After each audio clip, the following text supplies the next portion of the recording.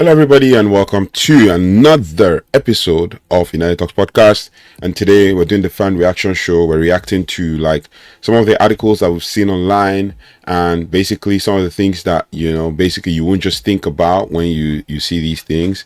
But we're going to be looking deeply and touching deep on something that most people basically. We've seen this online, but basically, I've always been very keen to see what has been going on, especially in the back end of Manchester United. So imagine an internal report that landed on Sir Jim Ratcliffe's desk just months after he took, the stake at Manchester United. And this is basically researched out of an article by Simon Stone of the BBC, as well as all of the articles online. But just imagine that report that it revealed an eye-watering financial it revealed eye-watering financial losses, a bloated, inefficient, corporate structure, and a deep-seated reliance on failing to achieve goals. Now, the situation was not dire that Ratcliffe himself claimed the club, quote, would go bust by Christmas without immediate or drastic action. This is the story of the Ratcliffe Revolution, and that is what we're going to be talking about now.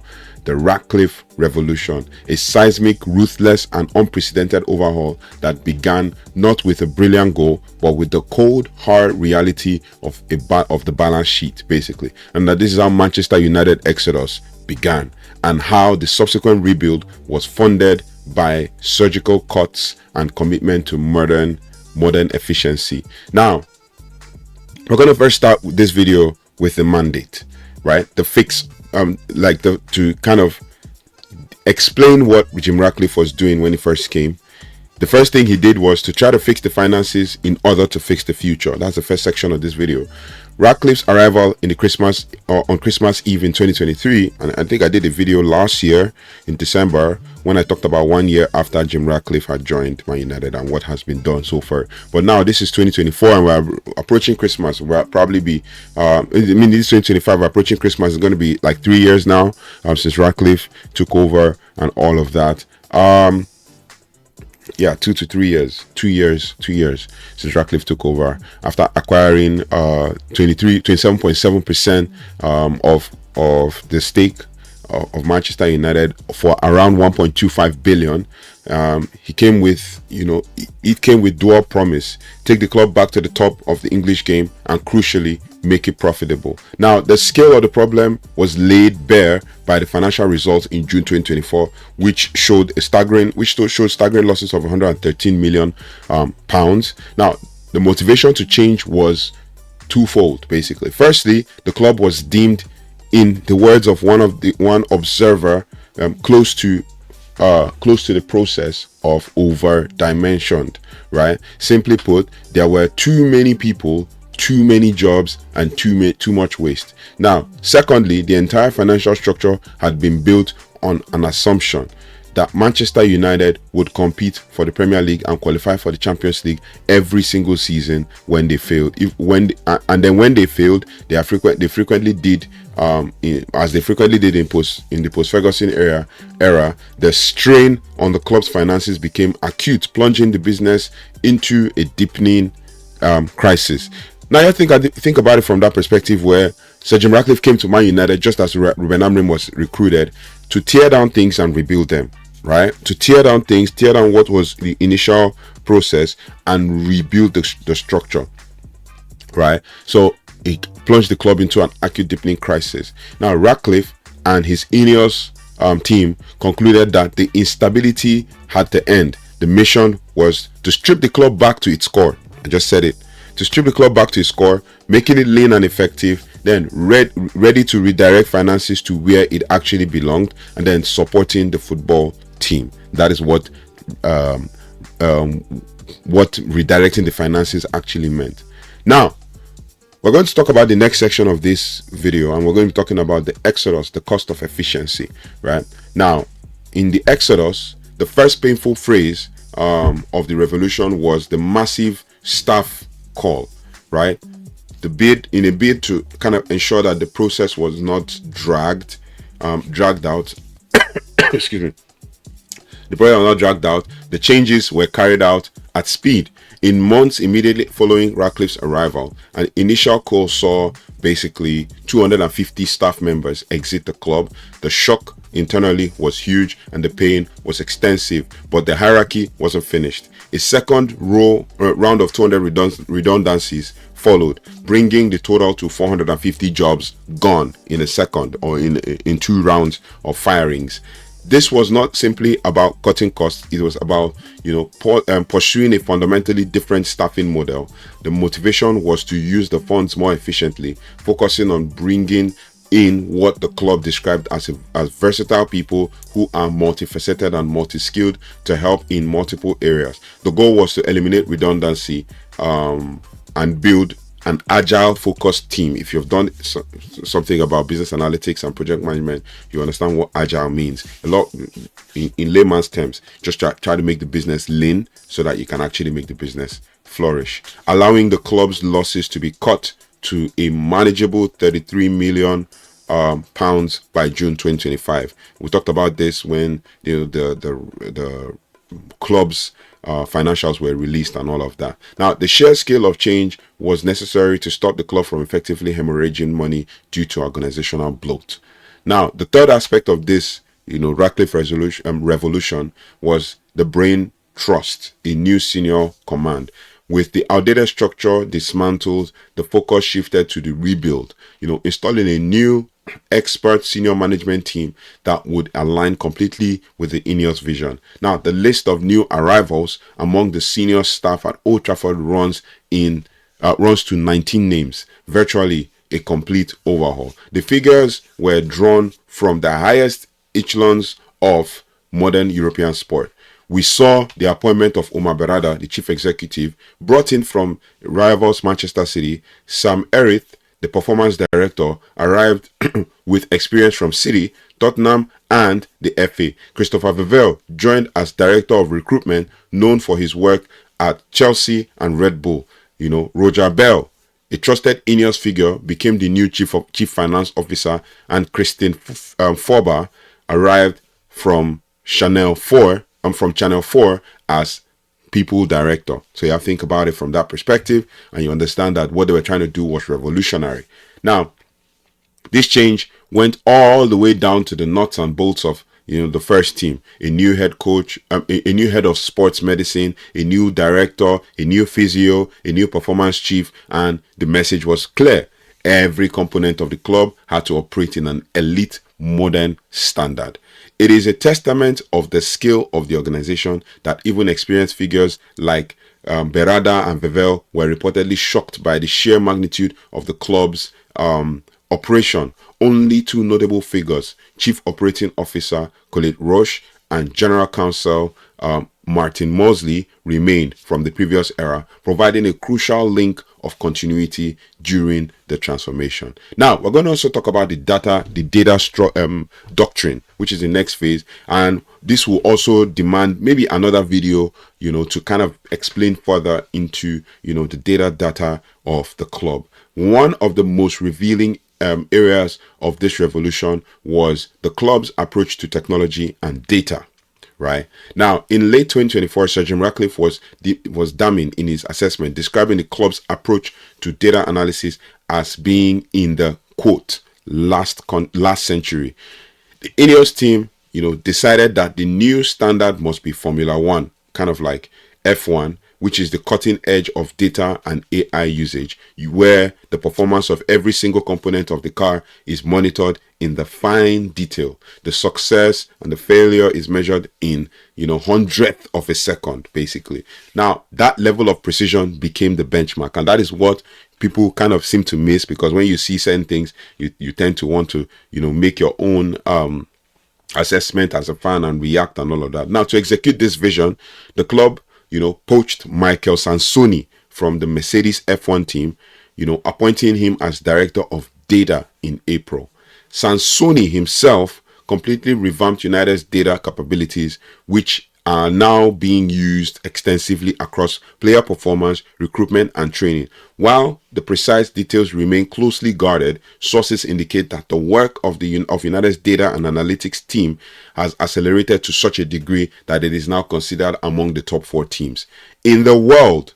Basically, among the top 4 teams in the world, not just in Premier League or anything. Because I reacted to this without actually reading the fine details when I talked about it in my live yesterday. But top 4 teams in the world who are doing data and stuff to be able to use. I'm sure Red Bull is one of those teams that use data to be able to acquire, certain information about their player performances, recruitment, and stuff. Now, this focus on objective forensic analysis that ensures that every decision. So the focus on objective forensic analysis that ensures that every decision from who to buy to how hard to train is now backed by elite level data science. You have to think about how Rúben Amorim has to manage the load of certain players, has to get certain players off the field, has to ensure that certain players don't play for too long, has to ensure that certain players don't train too hard, they have to take a day off and all. He talked about this, and these are the things that we see. Certain things that happen behind the scenes at the club, many people don't know, they just react. Now, on the pitch rebuild, which is the next section of this Ratcliffe Revolution, this is where the culmination of the institutional and financial overhaul was the drastic change on the pitch. This is where it happened, basically. In the management position, Erik ten Hag was replaced by Rúben Amorim. Then came the financial backing as well. Ratcliffe spent £50 million to overhaul the club's Carrington training complex, and then poured out £450 million into the first team squad, basically over 2 summers, right? The transfer window became the ultimate operational statement of the new philosophy. It was an exodus of players deemed incompatible with Amorim's 3-4-2-1 system, followed by the surgical introduction of system-specific talent. The high-profile departures included Rasmus Højlund, who is now on loan, with an obligation to buy and a high value at Napoli, with high value players like Jadon Sancho and Anthony. Jadon Sancho on loan at Villa, Anthony sold to Real Betis. This cleared the way for massive targeted investment. Benjamin Šeško from RB Leipzig for over £73 million, Brian Mbeumo from Brentford for £71 million, and Matheus Cunha from Wolves for £62 million. Now, the massive financial output of 2025 summer was not basically random spending. It was not scattergun. It was targeted. It was targeted and data-driven application of funds saved by corporate exodus and the new efficiency model, which takes us to the next one, where we talk about the next section, where we talk about the privilege and the pressure. As we approach the 2-year mark of Ratcliffe's involvement, basically, Manchester United is fundamentally a changed organization, right? The financial losses are cut, the data structure is elite, and the team is ideologically aligned with this manager. Now, we have to think about, with its manager, Rúben Amorim, we have to think about it from the perspective of the fact that, because I always say think about it from that perspective. I always say think about it from that. Now, you think about it from, look at the reaction to redundancies. We don't support the fact that, the club has let go of many people, have sacked them and stuff like that. We don't support that. But you have to think about it from the perspective of why those things were done. And to operate a lean business, to be able to raise funds, not to be able to siphon money or to be able to make more money for themselves. Because if you look at it, over 2 years, the Ratcliffe and Ineos have not really made money from the club. But when they start to, then you will see, that over a long period, those people that were made redundant will probably be kept on the list, right? Those people that are made redundant, if the club is making more money and we're competing in the Champions League, will probably even recruit at least half of those people. However, internal figures are quick to stress that there is an unquantifiable lag time between the inception of the new process and the desired outcome. So change that had happened this dramatic does not yield instant perfection, which is a fact. Now, the key example of this new ruthless efficiency was the brief, curious tenure of sporting director Dan Ashworth. When they brought him like best in class, blah, blah, blah, blah, blah, highly respected across the game. Ashworth's appointment was initially viewed as a massive coup. Basically, got him from Newcastle. After Man United paid £3 million to recruit him, he was gone within 5 months. requiring another compensation payment of around £4 million. This was not due to disagreement over the choice of manager, but a clear difference in opinion on how the sporting director job itself should function. The new hierarchy, showed that they were willing to swallow a £7 million mistake and to move instantly rather than tolerate a misalignment. The short-term goal for the club is European football of any description, but the wholesale changes made over the last year have not been implemented for minor success. They have been implemented for one reason only, right? For one reason and one reason only. The belief that Manchester United must, and I include this word, must compete to win the Premier League and the Champions League every single year. Now, this is a pressure, but as a club, as a club insider said, it should also be regarded as a privilege. The financial and the structural foundations are finally set. Now the new era of elite football can begin. Think about it from this perspective again, of the fact that you don't see those things that used to happen before, that used to be tolerated before, where you see leaks, you see certain things come out, you see certain players say things, you see people being kind of insubordinate, you see players will come out and say this stuff about the manager, or you have players like Garnacho come out after the final and say he didn't get 20 minutes, he got only 20 minutes, he didn't get to play, considering his contribution to the club getting to the final of Europa League. But sometimes you have to lose those kinds of finals to be able to understand where we're at and to build from ground up, instead of to say, because I've seen some people come out on social media and say stuff like, the club is to tell you how bad the club is, we're dragging with this, we're rejoicing over 5-game winning streak, blah blah blah blah. The club has been rotting for years post Sir Alex Ferguson. In fact, during Sir Alex Ferguson's era, it was said that Sir Alex Ferguson was covering a lot of things. But to see that Ineos and Sir Jim Ratcliffe will come and try to make things work as a lean business, because most clubs right now operate as a lean business. They operate as a lean business, yet communicate their values, their things and everything to the club, to the media, to the fans and stuff. But obviously, we as fans, we just tend to react because we are used to certain things. We're used to. I've seen so many people come out and say, this manager needs to be fired.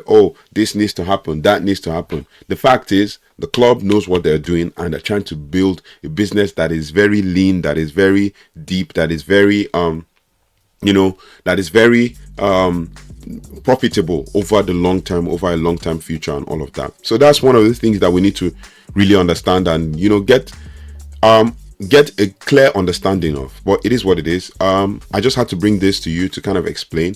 As time goes on, we'll do a deeper dive when we have bigger things to actually explain. But I got this article from Simon Stone, and I've kind of broke it down into more easily understandable words and all of that. So let me know your thoughts and feelings in the comment section as we build towards the Manchester United era of success and all of that, and even the international break being over and when we're coming back to football. But the next thing you're going to see probably will be live later today to kind of talk about this a little bit with you guys in the community, not just give you videos like this, so we can actually interact and have conversations.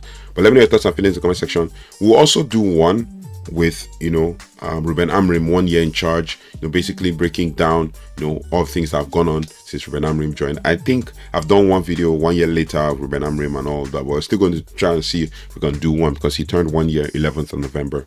But it is what it is. I mean, 11th of November since he took charge of Man Utd for the first time, but it was 1 year in October. So let me know your thoughts and feelings in the comment section.